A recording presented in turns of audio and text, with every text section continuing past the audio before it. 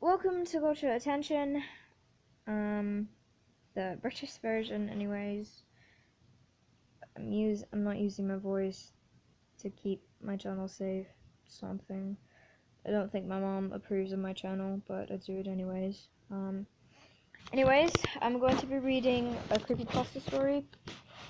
It's not about like a creepypasta character. I just looked up creepypasta short stories, and it's like. And it says 8 short creepypasta stories that will give you the chills. From urban legends to campfire stories, these short horror stories will satisfy your need for a dose of scary. Alright, these creepypasta stories among the most terrifying the internet has to offer.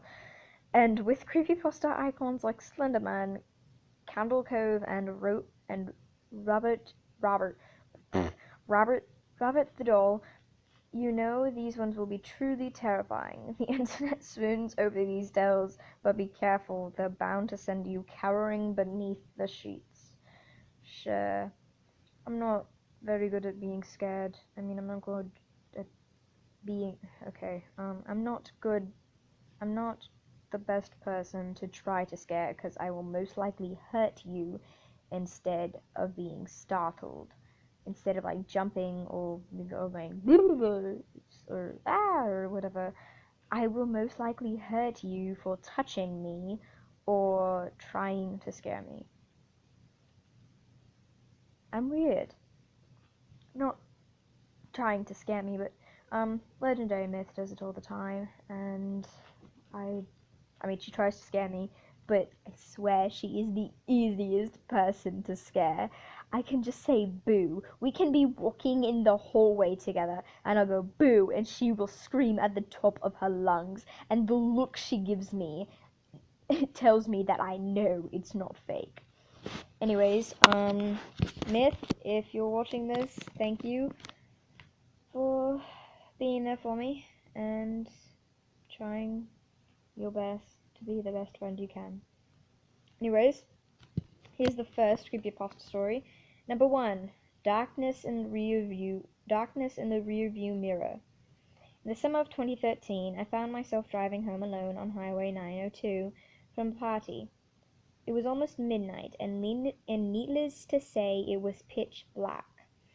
And as was usual at night, I was on edge. I had the radio off, and I could hear nothing but the muffled roar of the tires on pavement and the dull hum of the engine. I stole a glance into the middle rear-view mirror and saw nothing but darkness through the back window. I know that I looked backward and saw nothing, but I'm sure of it. Just the seemingly endless of the blackness of the night. I remember it so clearly because not 10 seconds later a car passed me to the left, headlights on. I had one of those sudden adrenaline rushes, like when you think you see a person outside your bedroom window when it's just a tree, or when you start awake at the night with the feeling of falling. 10 seconds earlier, nothing had been behind me, suddenly a car. Look, guys, I'm really sorry about my voice. If you watch The Odd Ones Out, he has a video about his voice sounding like an ASMR video. And that's why my voice is. Then again, I also just started a can of Pepsi, which is my second favorite drink in the world. If you're wondering, my first is water. So I'm really sorry if my voice sounds weird to you. Okay. 10 seconds earlier, nothing had been behind me, suddenly a car. I drove the rest of the way home, shivering and knowing something was off. The next morning, I found two sets of scratches near the back of my van.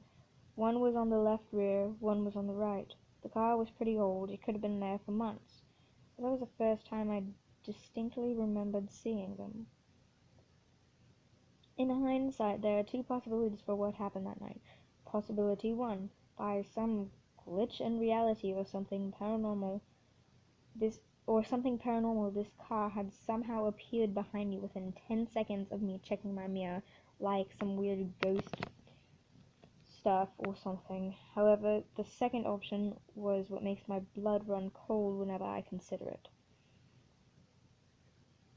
It didn't even occur to me until months after the fact, but it makes me dread driving alone at night even more. Possibly too, the car was normal. It had approached me from the rear and passed me from the left. However, something large and wide and as black as the night had been clinging to the rear of my car, obscuring my view through the window and leaving deep scratches in the sides. And I had adferently driven it home with me. Okay. That one kind of gave me the chills, because that one was like, I was driving home one night, and either a ghost car drove past me because I could see nothing out of my rearview mirror, or that was something hanging onto my car on my way home. Whew. That one kind of freaked me out a little bit, and I'm hard to scare. Then again, it would be way more normal for something to just cling onto your car, but I don't know how it would have survived, because it probably would have caught fire because of the friction, or something that big would have stopped the car. And I know these are just short stories, but I kind of like to think of them as real. I guess I'll read the second one, and that'll be the end of the video after I read the second one. Number 2, instant messaging. It all started on the 14th night of March, the night of my parents' 20th wedding anniversary. Pause for just a second. Pause for a moment. I'm going to get a sip of Pepsi. Blah, blah.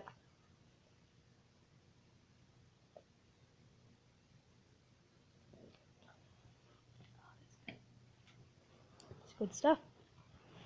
Alright, here we go. It was a wonderful sunny day, if memory serves, surprisingly warm before the beginning of the spring.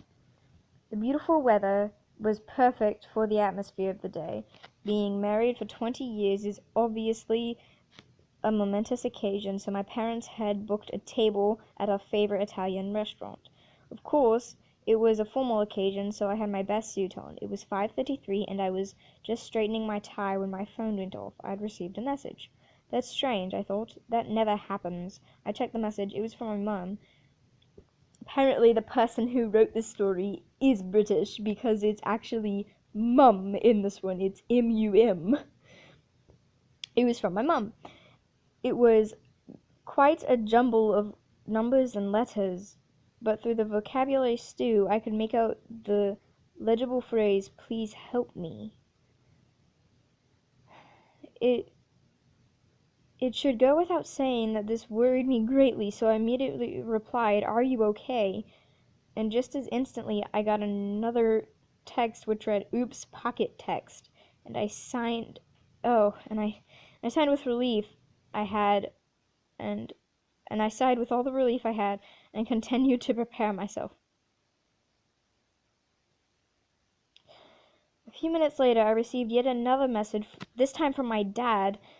I checked the text. Once again, it was a massive mixture of letters and numbers, with the phrase, "Please help me," concealed within.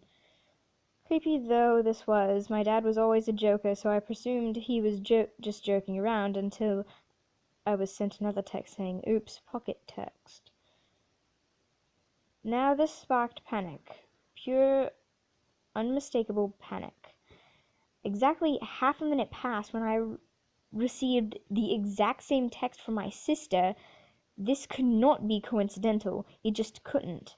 In the state of sheer anxiety, I started to run to the restaurant. I started to run to the restaurant. I made it about a quarter of the way before I was stopped by a police officer. Main roads closed, he said. Huge car crash. And it was the exact moment I realized what just happened. I demanded to see the wreckage, a request I was surprised I am surprised was allowed. When I got there, it wasn't the remnants of a car that caught my eye, not the flames billowing from the destroyed vehicle. No, I was horrified to see the lifeless corpse of my mother, father, and sister. I asked for the estimated time of the deaths. All three were killed instantly by the collision at 5:32. Okay.